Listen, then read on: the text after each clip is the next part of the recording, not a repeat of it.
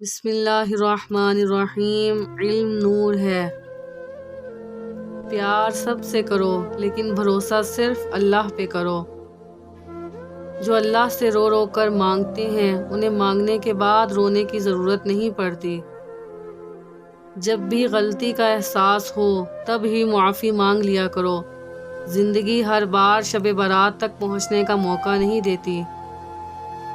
کسی سے جلن کرو گے تو کچھ نہ پاؤ گے، ہر حال میں اللہ کا شکر کرو گے تو گن نہ پاؤ گے۔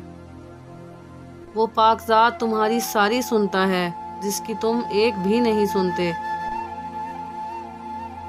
جھک جانا ہی محبت ہے جس کا ثبوت سجدہ ہے۔ جس کا رابطہ خدا کے ساتھ ہو وہ ناکام نہیں ہوتا۔ ناکام وہ ہوتا ہے جس کی امیدیں دنیا سے وابستہ ہوں۔ توبہ کا خیال خوش بختی کی علامت ہے، کیونکہ جو اپنے گناہ کو گناہ نہ سمجھے وہ بدقسمت ہے۔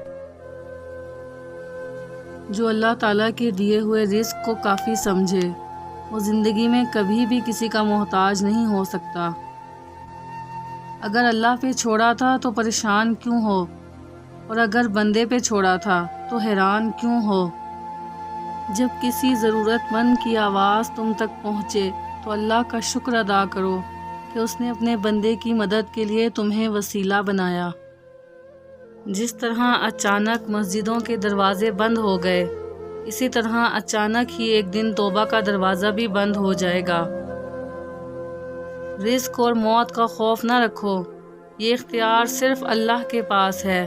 بے شک نہ تو کوئی تمہارا رزق چھین سکتا ہے اور نہ ہی موت دے سکتا ہے۔